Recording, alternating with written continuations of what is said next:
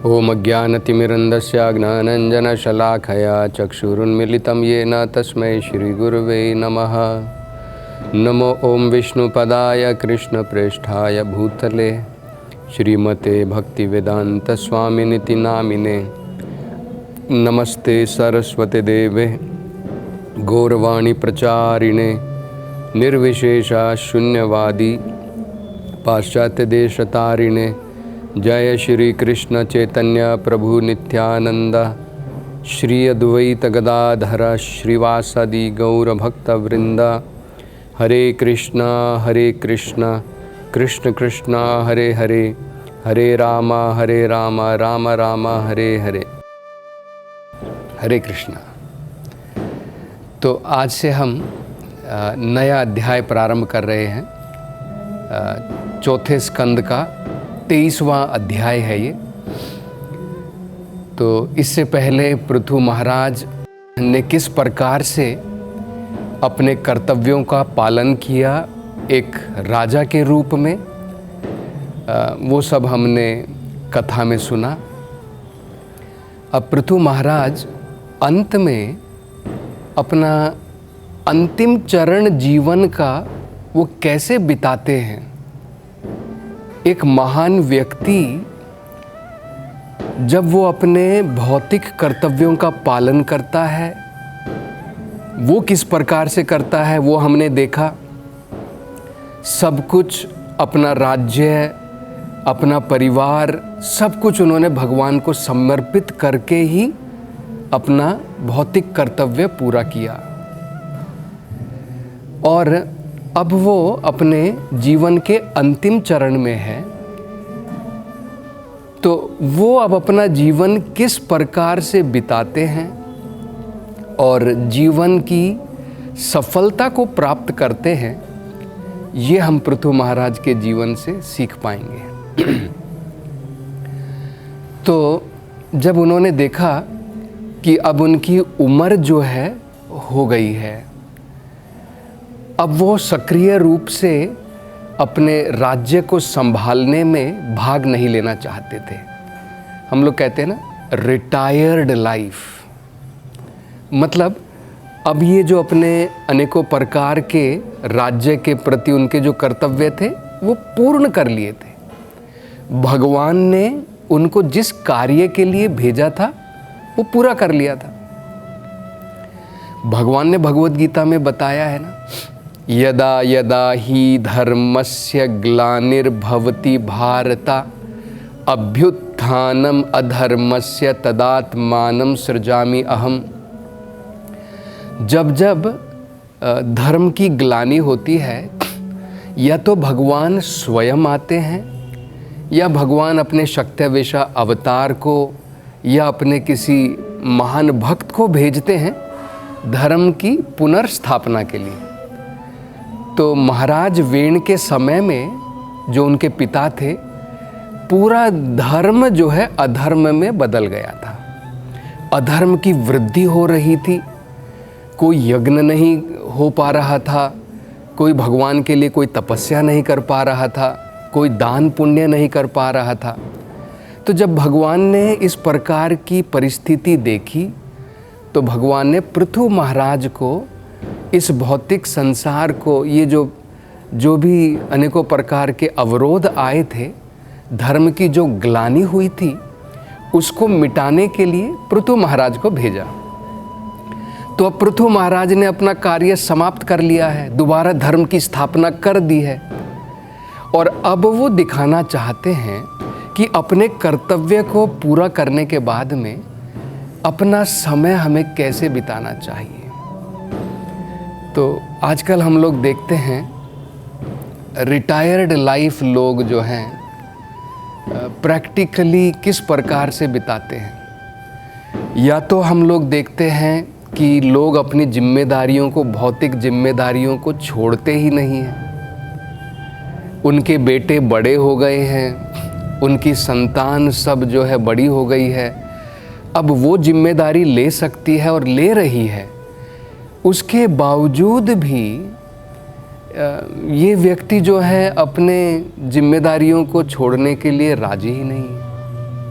घर की बात हो गई या फिर राजनीति की भी बात हो जाती है। हम लोग देखते हैं 80-80 साल तक लोग जो है राजनीति में लगे रहते हैं। यहाँ पर हम उदाहरण देख रहे हैं पृथु महाराज का। पूरी जिंदगी भर उन्होंने राज्य नहीं चलाया, क्योंकि वैदिक सभ्यता के अनुसार हमारे जीवन के 4 भाग होते हैं। ब्रह्मचार्य, गृहस्था। तो ब्रह्मचार्य अगर 25 साल तक हमने पालन किया तो और 25 साल गृहस्थ जीवन, और उसके बाद में वानप्रस्थ जीवन होना चाहिए। पति और पत्नी को दोनों को एक्टिव मटेरियल लाइफ, जो भौतिक जीवन है, सक्रिय जीवन है, उससे रिटायरमेंट ले लेना चाहिए और केवल आध्यात्मिक प्रगति के कार्य में लगना चाहिए। इसको वानप्रस्थ कहते हैं। अन्यथा अगर हम सारे जीवन केवल भौतिक कार्यों में लगे रहेंगे तो हमारे मनुष्य जीवन का जो लक्ष्य है, इस भौतिक संसार से मुक्ति की प्राप्ति, वो हम नहीं कर पाएंगे। तो वानप्रस्थ जो जीवन है, अब महाराज पृथु ने अपने सारे राज्य को अलग अलग भागों में बांट दिया, और जो उनके पुत्र थे, अब जो वो बड़े हो गए थे, जिम्मेदार हो गए थे, तो उनको अपना राज्य सौंप दिया। अब उनका कार्य था राजा के रूप में भगवान का प्रतिनिधि होकर प्रजा के ऊपर राज्य करना। और इन्होंने क्या किया, अपनी पत्नी के साथ में ये जो है उन्होंने वानप्रस्थ जीवन ग्रहण कर लिया। तो पत्नी के साथ में वो कहाँ चले गए? तपोवन की तरफ चले गए। तो ये बड़ा महत्वपूर्ण होता है कि हमारे जीवन के अंतिम भाग में हमें भौतिक कार्यों में ही बिजी नहीं रहना चाहिए। या तो फिर जैसे मैंने बताया कि लोग या तो उस जिम्मेदारी को छोड़ते नहीं हैं, या फिर छोड़ने के बाद में उनको क्या करना है वो पता नहीं रहता है। सारे दिन पार्क में बैठे रहते हैं, गप्पे मारते रहते हैं, आपस में कुछ राजनीति की बात करते रहते हैं। तो इस प्रकार से लोग जीवन बिताते, क्योंकि सोचते अब जीवन बीत नहीं रहा है। तो वैदिक सभ्यता के अनुसार ये चरण बहुत महत्वपूर्ण है। ये चरण हमारा बैठ कर के दोस्तों के साथ में कुछ राजनीति की बातें करने के लिए नहीं है। तो अब जो ये जो वानप्रस्थ का जीवन होता है, पति और पत्नी को मिल करके आध्यात्मिकता की प्रगति के लिए कार्य करना चाहिए। तो वानप्रस्थ क्यों कहते थे? क्योंकि वो वन में चले जाते थे। आज कलयुग में हो सकता है वन में जाने की ज़रूरत नहीं है, लेकिन अगर आप चाहें तो वृंदावन जा सकते हैं, वो भी वन है। जो भौतिक वन होते हैं वहाँ पर जा कर के हम दोबारा जो है भौतिक चीज़ों में लग जाएं, तो फिर उस प्रकार के वानप्रस्थ का कोई फ़ायदा नहीं है। वानप्रस्थ जीवन जो लेते हैं, भगवद गीता वेदों के अनुसार एकांत जगह, और वो स्थान जो है पवित्र स्थान होना चाहिए। तो अगर बाकी तो हम लोग देखते हैं कि उस प्रकार से ना तो वन उपलब्ध हैं, जैसे ऋषिकेश हो गया, हरिद्वार हो गया, वृंदावन हो गया। इस प्रकार की जगह पर हम जा कर के जो है अपना वानप्रस्थ जीवन बिता सकते हैं। तो इन्होंने क्या किया इसके बाद में? भागवत में बताया है, जिस प्रकार से, जिस निष्ठा के साथ में उन्होंने अपने राज्य के ऊपर राज्य किया, अपनी प्रजा के ऊपर राज्य किया, जिस प्रकार से उन्होंने अपने भौतिक कर्तव्यों को निभाया, ठीक उसी निष्ठा से, उतने ही सीरियसली उन्होंने अपने वानप्रस्थ जीवन में भी नियमों का पालन किया। तो अनेकों प्रकार के नियम होते हैं जिनका हमें पालन करना होता है। तो वो तो समय सतयुग का था जब महाराज पृथु थे, तो उस समय तो बड़ी घोर तपस्याएं होती थी, क्योंकि लोगों का जीवन भी बहुत बड़ा होता था। जैसे हम देखते ध्रुवा महाराज ने 36,000 साल उन्होंने जो है राज्य किया। तो 36,000 साल अगर राज्य किया तो मतलब उनकी उम्र कितनी होगी? 1,00,000 साल के ऊपर होगी। तभी तो जाकर के 36,000 साल वो जो है राज्य करेंगे। तो कलयुग में तो हम लोग 100 साल की हमारी मैक्सिमम है, 100 साल भी लोग जीते नहीं हैं। तो इस प्रकार की घोर तपस्या तो नहीं हम कर पाएंगे, लेकिन फिर भी उसके जो नियम हैं, तपस्या क्यों करनी चाहिए, ये प्रिंसिपल हम अपने जीवन में अपना सकते हैं।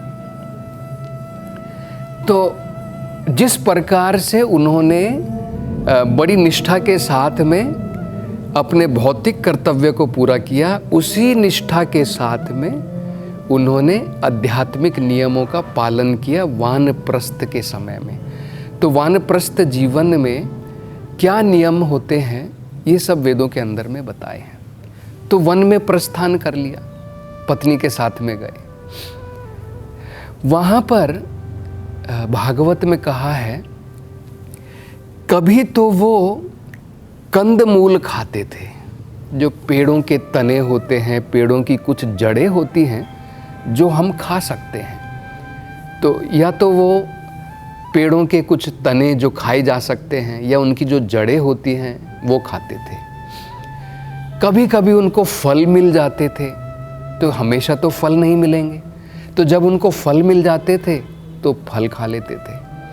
कभी कभी फल भी नहीं मिलते थे, जड़ें भी नहीं मिलती थी, तने भी नहीं मिलते थे, तो वो पत्तों को खाकर, सूखे हुए पत्तों को खा करके अपना जीवन चलाते थे। और कई बार अगर वो पत्ते भी नहीं खाते थे तो केवल पानी के ऊपर अपनी दिनचर्या चलाते थे, अपना दिन जो है केवल पानी पीते थे। और धीरे धीरे पानी पीना भी उन्होंने छोड़ दिया, और अंत समय में केवल वो श्वास मात्र लेते थे, उसको लेकर के मात्र वो जीवित थे। तो इस प्रकार की घोर तपस्या में वो लगे हुए थे। तो कलयुग के अंदर में हम देख सकते हैं कि ये तो बहुत मुश्किल है कि हम वन में चले जाएं और वहाँ पर केवल कंदमूल खा कर के जो है अपना जीवन इस प्रकार से व्यतीत करें। लेकिन इससे एक नियम हम क्या समझ सकते हैं, एक प्रिंसिपल हम क्या समझ सकते हैं कि आध्यात्मिक जीवन के लिए अत्याहार जो होता है, अत्याहार का मतलब होता है जरूरत से ज़्यादा खाना, वो हमारी आध्यात्मिकता प्रगति में बाधा है। तो जितना शरीर के लिए ज़रूरत है, केवल उतना ही हमें भोजन जो है करना चाहिए। अगर इस प्रकार से हम करेंगे तो जो अनेकों प्रकार की भी बीमारियां जो होती हैं वो कम खाने से जनरली नहीं आती हैं। ज़्यादा ज़रूरत से ज़्यादा जब हम लोग खाते हैं, वो शरीर में उसका पाचन नहीं होता है, और उससे आयुर्वेद के अनुसार आमा बनता है, टॉक्सिन बनते हैं शरीर के अंदर में। ये टॉक्सिन जब अलग अलग शरीर के भागों में जाते हैं, अलग अलग प्रकार की बीमारियां पैदा करते हैं। तो उससे हमारा आध्यात्मिक जीवन में भी प्रगति होगी और भौतिक जीवन में भी हमारा शरीर जो है तंदुरुस्त रहेगा, स्वस्थ रहेगा। तो अत्याहार नहीं करना चाहिए, हमें सीखना चाहिए। दूसरा, ये भी हम समझ सकते हैं कि कलयुग के अंदर में कई बार लोग पृथु महाराज की भांति जो हैं, सब कुछ छोड़ करके, अपना परिवार छोड़ करके जंगल में चले जाते हैं, कुछ तपस्या करने के लिए चले जाते हैं। लेकिन ये हमें समझना है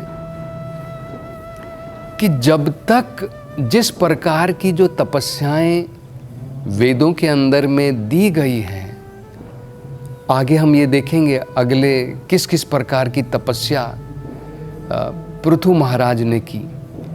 तो अगर उस प्रकार की हम घोर तपस्या नहीं करते हैं और केवल नाम के वास्ते केवल हम लोग सोचते हैं कि बस मैं ध्यान लगा लूँगा, तो या तो हमें घोर तपस्या करनी है, और घोर तपस्या के साथ साथ में हमारे भगवान के ऊपर ध्यान लगाना है।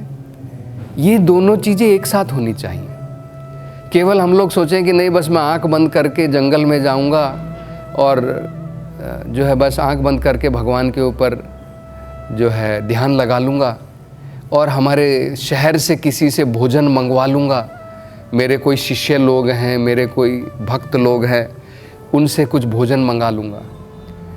तो वानप्रस्थ जीवन में, इस प्रकार के जीवन में हम देख सकते हैं जो पृथु महाराज ने बताया, कुछ भी पका हुआ भोजन नहीं खाते थे, क्योंकि वन में जा रहे हैं, वहाँ पर कहाँ से पकाने की सुविधा आपको प्राप्त होगी, उसको वानप्रस्थ कहते थे। तो कलियुग के अंदर में बताया है कि इस प्रकार का वानप्रस्थ जो है संभव नहीं है। तो उसकी जगह में हमें क्या करना है, क्योंकि देखिए ये वेदों में क्या बताया है, जंगल का जो जीवन होता है वो जीवन जो होता है सत्व गुण का बताया जाता है। अगर आप जंगल में जाकर के रहते हैं और वहाँ पर इस प्रकार की तपस्या करते हैं, उस प्रकार का जीवन सत्व गुण में होता है। शहरों में जो हम लोग जीवन बिताते हैं वो रजोगुण में कहलाता है। और अगर हम नशे खाने में, पब्स में, रेस्टोरेंट में, इस प्रकार की जगहों पर अगर हम लोग अपना जीवन बिताते हैं तो उसे क्या कहते हैं, तमोगुण का जीवन कहते हैं। आपने देखा होगा शराब खाने में लोग डूबे रहते हैं, वो तमोगुण का है। और जो शहर के अंदर में अनेकों प्रकार के प्रयास कर रहे हैं पैसा कमाने के लिए, वो रजोगुण का है। और जो वन में जाते हैं वो सत्वगुण का है। लेकिन वेदों में ये भी बताया, अगर आप मंदिर में रहते हैं, अगर आप दिव्य एटमॉस्फेयर में रहते हैं, तो आप वैकुंठ में रहते हैं, दिव्य स्थान पर रहते हैं। तो इसकी जगह कि आप वन में जाएं, उससे बढ़िया है कि आप कृष्णा भावनामृत के किसी भी मंदिर से जुड़ सकते हैं, जहाँ पर, क्योंकि हमारा मेन गोल तो क्या है, भगवान के ऊपर ध्यान लगाने का है, भगवान को अपने मन में याद रखने का है। तो ये जो है हम कर सकते हैं। तो और आगे अब पृथु महाराज जो है किस प्रकार की तपस्या करेंगे, उसकी चर्चा हम अगली कथा में करेंगे। हरे कृष्ण।